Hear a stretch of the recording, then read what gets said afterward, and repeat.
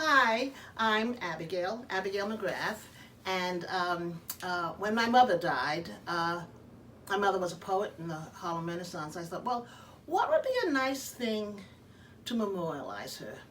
And I thought, you know what? I'll start a retreat, and I did.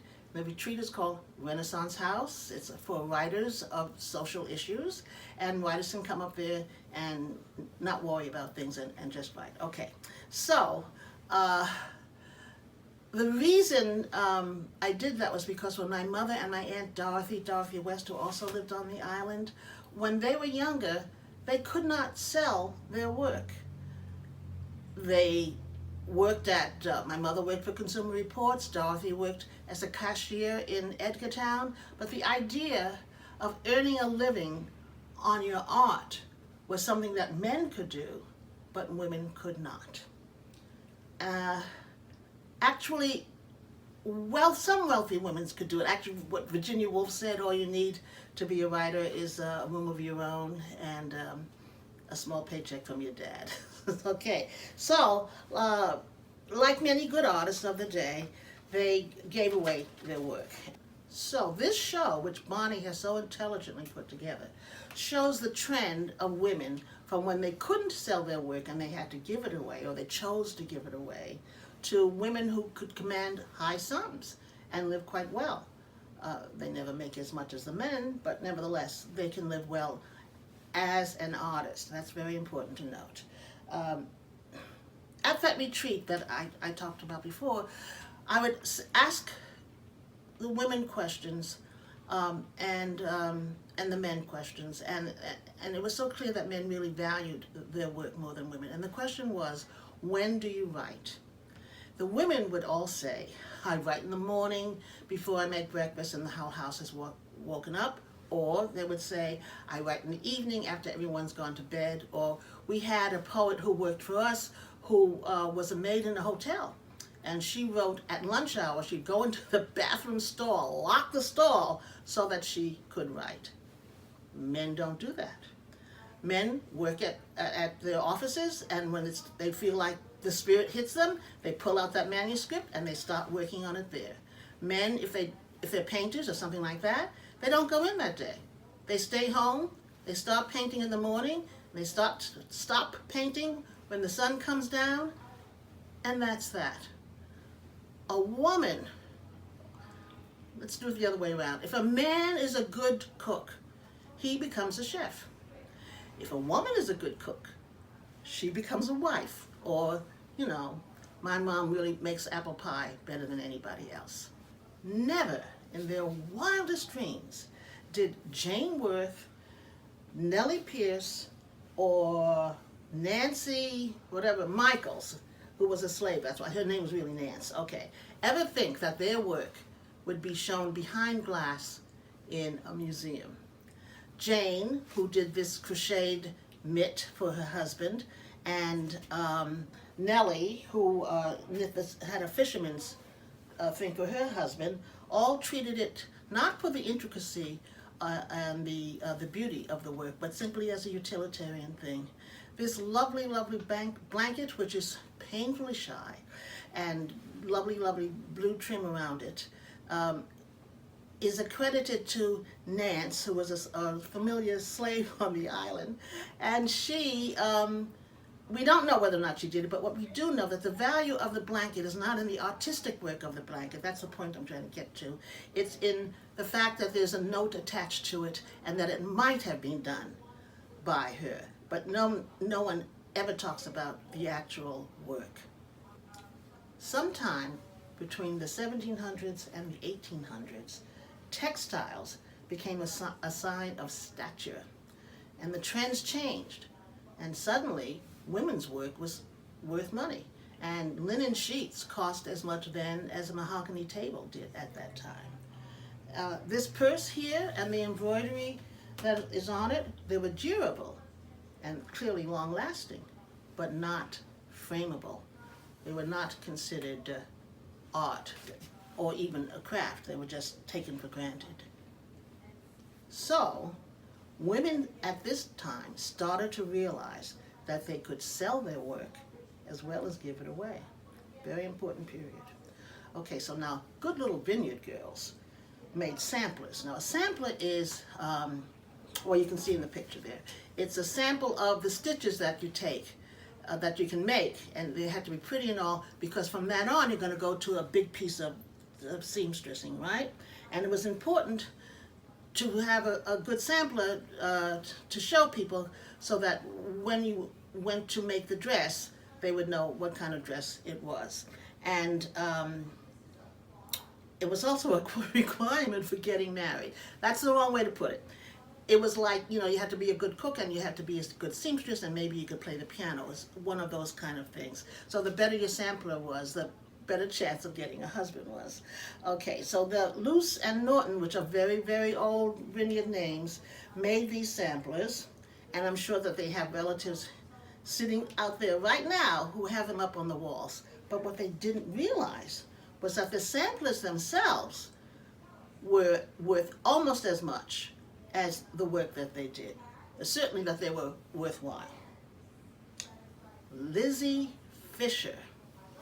Now you know that Fisher House on Main Street in Edgartown, great big house where they have weddings and catered affairs. That's her father. Dr. Daniel Fisher is Lizzie Fisher's father. And she and Nancy Smith made these quilts. Now we all know how difficult it is to make quilts and how geometric they are. The difference is, in those days, I think they actually put them on the bed, and these days they put them on the wall. They frame them because they know how valuable they are. But they were not valuable at that time, and you couldn't make a living making quilts. Island-born Mary Jackson worked as a scalloper with her husband Paul Jackson, and during the off-season she would show her exquisitely made hook rugs at the ag fair. I don't think she ever made a living at it, because she wouldn't be scalloping if she did. Sarah Mayhew came from another island family which still has an enormous presence on the island. In fact, the woman who takes care of me at the bank is a Mayhew. And in 1835, Sarah made a stencil on velvet. Not quite like the little doggies that everyone thinks about now with stencils on velvet, but the doggies made more money than Sarah did, even in, when you adjust for the time. Theorem painting was very big, and still is.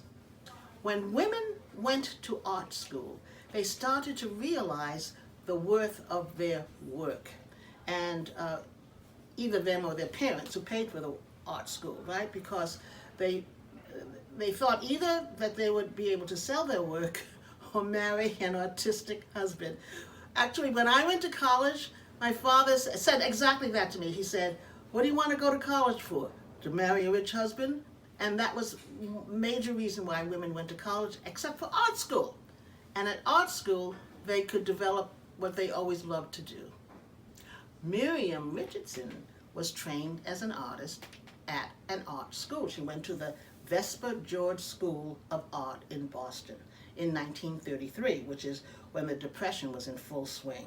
And for a while, she did earn a living as a commercial artist. When she moved back to the vineyard, and we all do move back to the vineyard, she became a stay-at-home artist, and she just painted in East Chop. Like Jane Worth, she concentrated on embroidery, except Miriam's work was frameable as well as durable. Mabel Johnson, who lived in West Tisbury, made rag rugs. And in keeping with the girls who did the quilts, a rag rug is made out of old coats and old pants and wool and things like that, which you cut up or shred up, and then you braid them, and then you sew them all together into a rug with a design.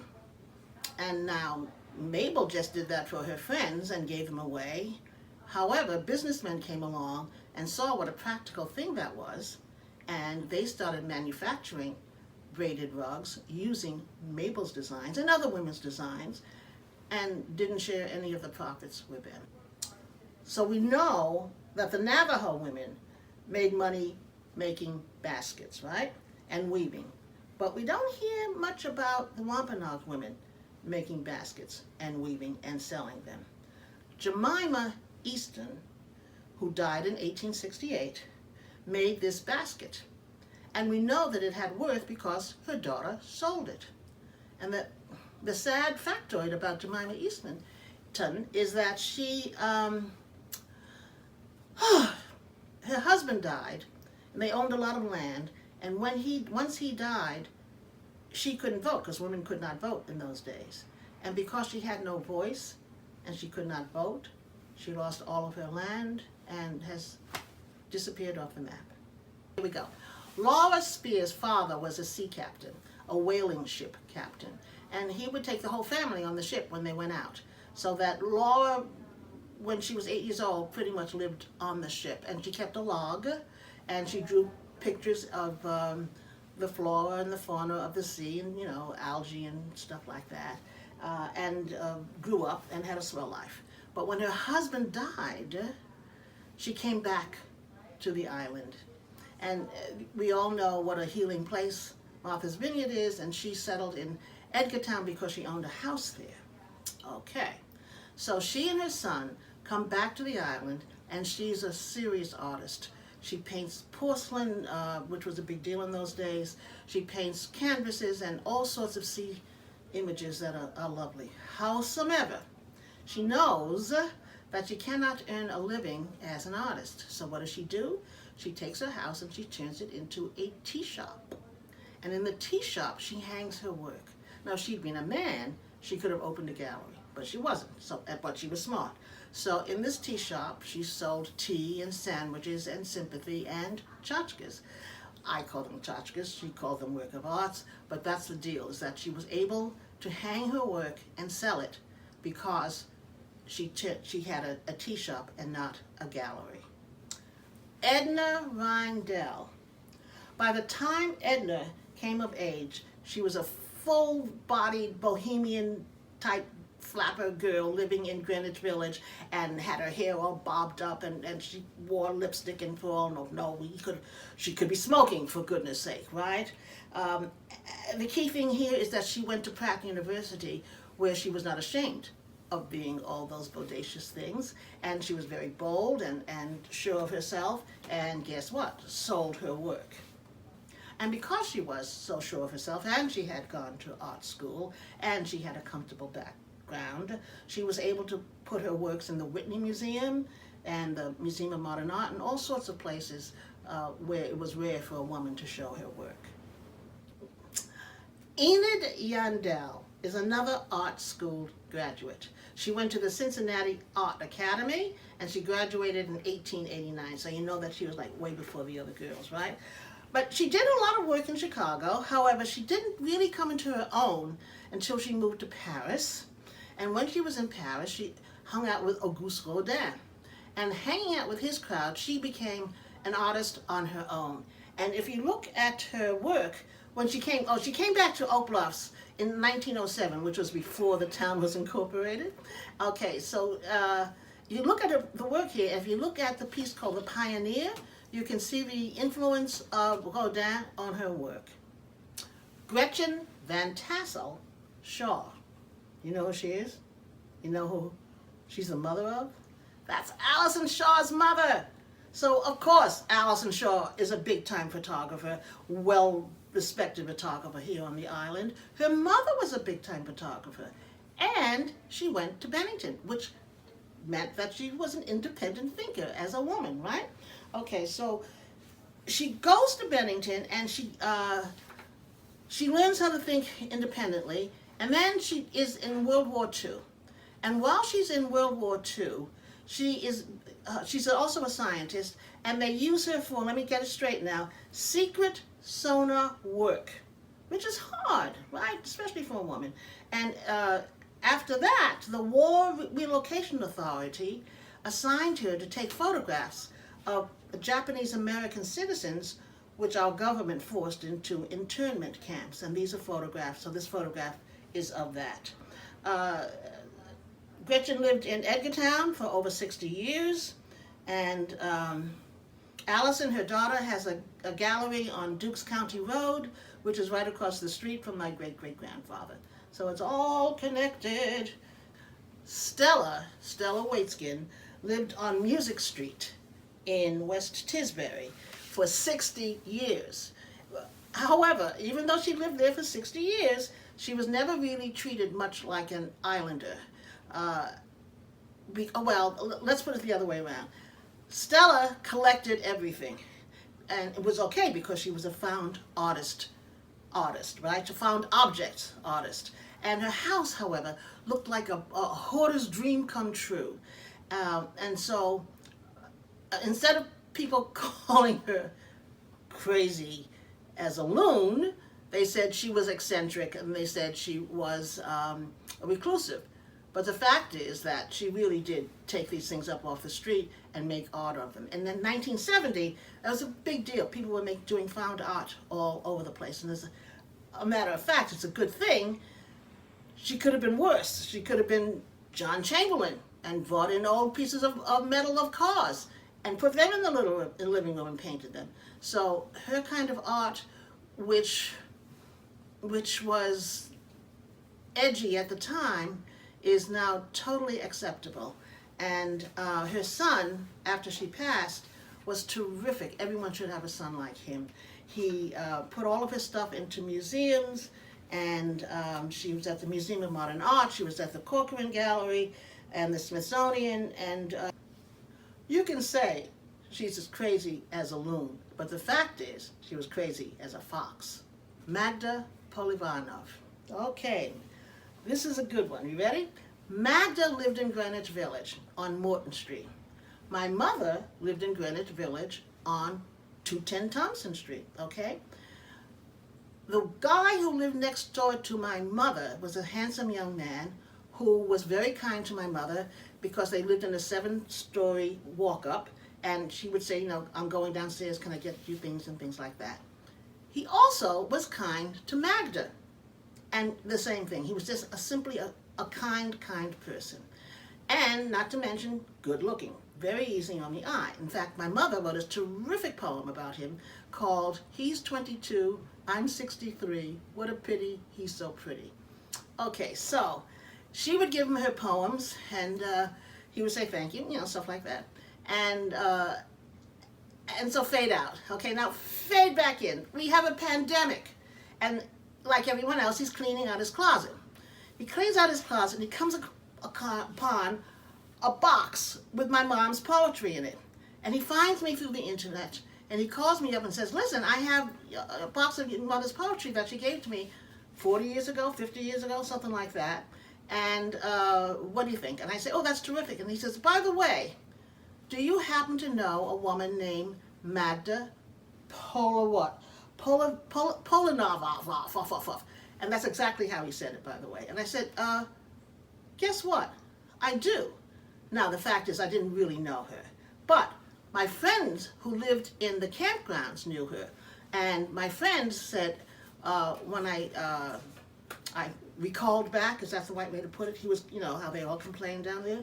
Well, this is what he said. Hold on, let me get it so I say it the right way. Oh, yeah, I know her. That's a crazy Russian woman who acts like she's a Tsarina or thinks she's so much. Well, the fact is, it was true. No, she wasn't crazy, and she wasn't a Tsarina. But her father worked as part of Tsar Nicholas's army, and her mother was a lady-in-waiting for the Dowager Empress. Now, that's got to count for something, right? Because how many people, you know, have that background? I remember seeing a show of hers here on the Vineyard that was all sparkly and shiny and very theatrical looking. And my husband and I had kid shows that we did in Warburn Park. And I kept, you know, going over and looking at it and come to find out that her husband had a marionette show, and those costumes and curtains and things like that, props, sets and costumes, were for his shows. Now, Magda had, let's say, theatricalism in her blood, what would be a nice way to put it. When she and her sister escaped, it was Diaghilev who took her in. Diaghilev, as you know, Serge Diaghilev, yeah, that one, was the head of the Ballet Russe, and he gave her the job of doing the costumes for that. And how did they get together? Because his father was also in the Tsar's military. Okay, now, she gets to New York City. This is good. She gets to New York City, and she has this big, hairy, very ill-mannered Siberian husky dog. Dog's name is Dushka, okay? Dushka means darling in Russian. Okay, mein Dushka, all right. Dushka would like jump up on the furniture and stuff like that, and she had this little tiny apartment on Morton Street, and whenever she said, Dushka, sit, all these Russian guys would sit down because they thought she was talking to them. All righty. Now, Magda did something that I think I'm going to do on my next New Year's Eve party, and it's a great thing. You know, when you don't have... Magda knew how to always be elegant, no matter if she had a lot of money or a little bit of money. And when she was living on Morton Street, she had a little bit of money. But nevertheless, she would have these wonderful, lovely New Year's Eve parties in which she served borscht and champagne. And this is what she would do. At 11:45, she would give everyone a glass of champagne, a piece of paper, a pencil, and a match. And then they would say, okay, write down what you want to happen to you in the next year coming up. Don't say you want to get money. Just say, what kind of wish do you want in the next year? And they would do that. And then when 12 o'clock came, everyone would strike the match, burn the piece of paper, let the ashes fall into the glass of champagne, and then drink the glass of champagne. It's very, I don't know, it's just so sweet. And what was really sweet about it is that when Magda came upon hard times, she would share her meals on wheels, food, dinner, lunch, whatever it was, with the young man and tell him all these terrific, terrific stories. The one that she should have sold to Hollywood, which is really true and scary, is when she and her sister were traveling from Siberia to the Black Sea, and they were in a train, and the train was stopped, and everyone was told to come outside and line up against the train, which they did. And Magda looked down at the line of people, and she could see that they were shooting every fifth person. And she quickly did the numbers and said, oh my goodness, I am the fifth person to be killed here. And so she steeled herself, and she didn't close her eyes, and she didn't stop whimpering and crying. She just steeled herself, and when it came to her turn, the guy who looked at her with the bayonet on the thing looked at her, and she looked at him, and their eyes locked, and she didn't do anything. She just froze, and he moved on to the next person. And why is that? Because that guy was a servant for her father, and her father had been very, very kind to him. So what does that teach you a lesson? Always be nice to people. You never know, right? So Magda hung out with all sorts of famous people. Pablo Picasso in Paris, Coco Chanel in London, Lillian Hellman here on the island, and she had a shrink. Can you guess who he was? See if you can guess who Magda's shrink was. That's right, Sigmund Freud. Can you imagine having Freud for your shrink? I can't even think about it. However, this is important because I don't have a good opinion of him, but he told us something that was really, really revelatory and helpful. He said, in order to soothe out your emotional distress, you must smooth it out through art. Start doing your art and let it take the emotional distress out of you. And so she did. Lois Mayo Jones. Lois's family and my family go back like forever, right? And see this picture of these four little girls here? Okay. The first one is my mother, Helen, and that's Helen Johnson before she was Helene. The second was my Aunt Dorothy, Dorothy West, who's well known here on the island, and that's Aunt Jean, okay? The next one is Lois. My mother never said Lois. They always pronounced her name as Lois, as in L-O-Y-C-E, but it's just easier to call her Lois now because that's what everybody else calls her. Now, these four women beat the odds. They really did. Every single one of them became significant in their field. My mother was a poet from the Renaissance, Harlem Renaissance, as you know. Aunt Dorothy was not only a writer of the Harlem Renaissance, but she also wrote for the Gazette here on the island, and she wrote The Wedding, which is a big Oprah Winfrey hit and a movie, okay? So, and Dorothy, no, not Dorothy, Jean, it's okay. Jean was always beautiful. Lois, however, beat them all because she was always a significant painter, black or white, before the Harlem Renaissance, after the Harlem Renaissance, and mainstream. And now, why is that? Because these four little girls look as if they're all equal, do they not? Aha, they are not. And what's the difference between the four of them? Lois's father. That's the difference right there. Lois's father was a janitor, and he was a janitor in a school, a college, but it was a law school college. And this is in the early 1900s, right? And he became a lawyer. And you can't imagine what kind of grit it takes to become a lawyer, a black man as a lawyer in those days. And because he could do the impossible, he didn't come from a wealthy family like the other black lawyers and things like that, Lois learned to never ever accept the word no. She would go behind things, around things, underneath things, over things, but she always carried through, despite the racism that she faced, that we all faced at that time, right? Okay, so the confidence that she got from seeing her father become an attorney helped her with the confidence she had in her work. Plus, her parents were terrific.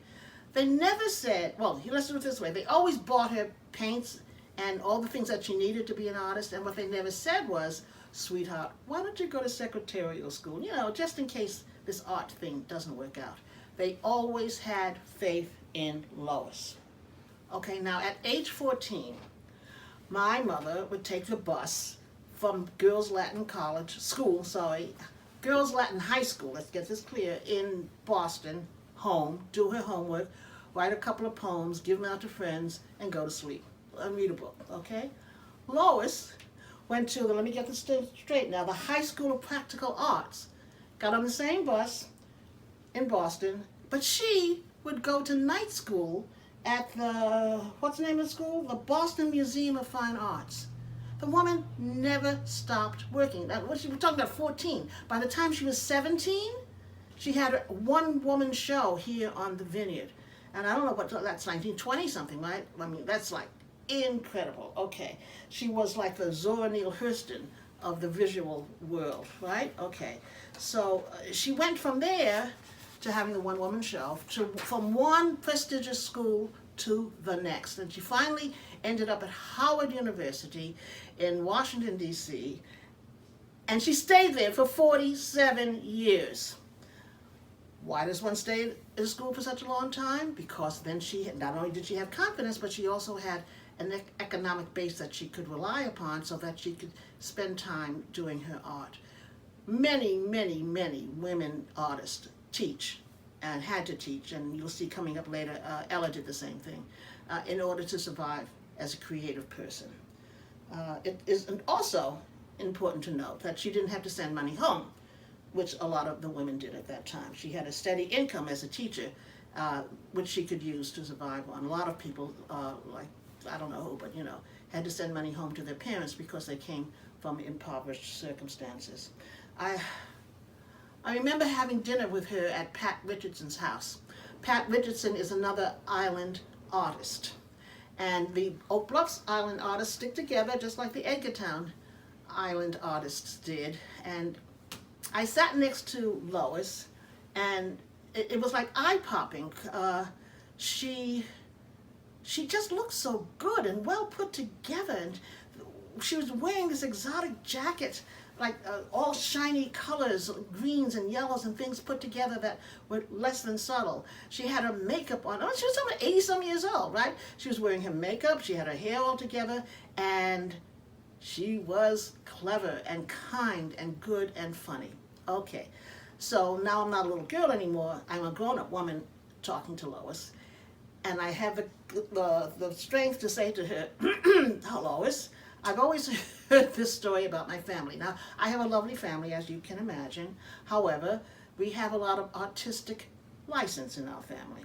I didn't say we lied. I didn't say it was a flat-out lie, but we did elaborate quite a good deal because they were all writers, right? Okay. So I said, did Ethel Waters burn down our house? And she looked flat like that. Yes. So, oh, it was true. So now, I say, I don't think I said, so she just started telling me. I didn't ask her how. She said, so she started telling me how it happened. This is the key thing here, though. If you don't know who Ethel Waters is, you got to Wikipedia her or look her up or something, because she was the highest paid black actress at the time. And she also was a singer, and she's like, you know, she's worth your looking up and to know. But what counts here is that she's very formidable. It's like having Lady Gaga or somebody else at your home, okay? Beyonce, there you go. It's like having Beyonce at your home. Okay, so Rachel West, who was Dorothy's mother, liked to give big fancy parties.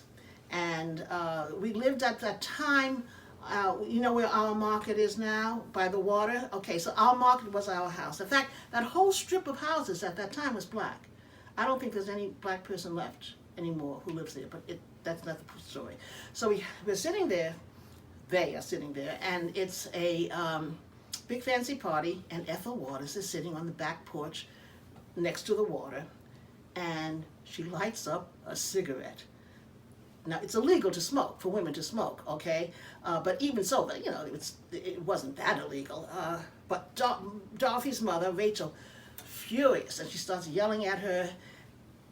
And nobody yells at Ethel Waters, right? Okay, so Ethel Waters is polite, and she flicks the cigarette butt out into the water. And life goes on. Rachel goes back inside the house to talk to other famous, well-known people, and she smells, and she sniffs, and she smells the smoke again. So she goes racing out to the back porch, and Ethel hears her coming, so she throws the cigarette down between the floorboards. And nothing happens. She gets away with it, and everything's fine until that night when the entire house goes up in flames. Everyone was saved, nobody died, but that's when we moved up to the Highlands, and that's when my mother, Dorothy, and Jean all became, what's the right word? They wouldn't sleep at night without a flashlight or some sort of lantern or something like that next to them, and they were always afraid of burning up in a fire. Lois didn't bother her one bit, and why is that? She had that confidence thing going for her. So I was very happy that she cleared that story up for me. So when Lois told me that story, I wanted her to be one of my aunts, right? Because she was so tender and sensitive and funny and guileless, and I had absolutely no doubt that she was telling the truth. The thing about Lois that's paramount is that she never gave in to racism or confronting it. Now, Corcoran Gallery in Washington, D.C. was having a contest, an award, something like that, and they did not accept the work from African Americans. So most African Americans, knowing that they would not be accepted, didn't apply. Not our girl Lois, oh no. So Lois gets her white friend, what's her name, Celine Tabery, to enter her painting for her. And of course it won. You knew it was going to win, right? So it's called Indian Shops, Gay Head, Massachusetts. And it won the Robert Woods Bliss Award. Now here's the really sad part, is that Lois could not go up and accept the award. Celine had to accept it and send it to her. An incident like that could make you just a tad bitter. Not our girl Lois. She worked around things, she worked non-confrontationally, and it's how one deals with bitterness that really matters. Not giving into it is the key, and another, sloppy phrase is you gotta be in it to win it. But key thing here is don't give up. uh, you can't be regretful, or you can't act on the regretfulness of terrible things that have happened to you in the past. And Lois never gave up in the face of some of the most unspeakable prejudice. Because, as she said to me, she knew that if she did quit, they would win. And she was right. So why give them an easy time? There's another thing in this photo that separates Lois from the other girls. Can you guess what that is? Uh-huh. She married well. Oh, if I ever heard that again, I'll scream. And I don't mean in the frivolous way of marrying a wealthy person or anything like that. I mean, or the suburban way of marrying a wealthy person for security or anything like that. She married a Haitian god, whatever, good-looking man who chased her, if that's the right word, or wooed her for either 10 or 20 years through through pen pal things or whatever. And finally she relented and married this good-looking man. Comes from a good family, had lots of government connections, and had a French accent. It's like, Roger, Essay La Vie, like that. You couldn't beat him for being sophisticated and suave. Okay, and because of that, he was able to open many doors for her that enabled her to not just travel, but to meet people who could collect her work. So they went to Haiti, they went to Africa, they lived in France, they lived all over the place, and she could get that famous eye for color at these countries that were unabashedly brass and what I would call, shiny. Okay. Not only that, she was politically active. Of the 4 little girls, once again, my Aunt Jane never read a newspaper in her life. My Aunt Dorothy was a big-time, let's say, conservative. And my mother, Helen, was a armchair radical who talked big, but, never got out there and marched. Lois got out there and marched. And it was just so nice to have like a tante or an aunt who actually put her money or her body where her mouth is. We both marched in protests against racism. We marched against the Vietnam War. We were both very vocal about our beliefs, and we both incorporated our big mouth opinions in our art. I did agitprop theater on street corners of New York City for, 7 street corners, 7 people, but nevertheless 7 people. And she did this painting called Moon Mask, and which was about maybe 700,000 people saw it. But what counts here is that we both brought thought and shed light on a situation through our art. It was nice, really nice, to be able to talk to someone who shared the same beliefs that I did. And for all of that, and rightfully so, Lois it's June 29th as Lois Jones Day in Washington, D.C. And today, her works sell for about $75,000, $75,000 to say $100,000. And it's not as much as Jacob Lawrence, but then again, we've always talked about the difference between money and men and women. And what's really important here is that her work is in the White House and revered and makes a statement. Ella Tulin, my buddy-o, yes. I met Ella for the first time at actually I was all grown up, and it was here on the island at the Democracy Symposium in Vineyard Haven. And her daughter came up to me, daughter Leah, came up to me and said, "You should know my mom." And I didn't say why, I didn't give any kind of wisecracks or anything. I said, "Oh, okay, swell." And then in a couple of days, Leah has arranged a play date for me and Ella. And the odd thing is that we got along very well, and we didn't even know each other at the time. So we became really close friends, and I couldn't understand why she would want to be friendly with me. It's true, though. She came from the Bronx, and I came from Brooklyn. We were both only children. She was a little crazy in the head. I was a lot crazy in the head. She was a little left of Democrats, and so was I. But at that time, the entire island was a little, left of being a Democrat. So I didn't get it.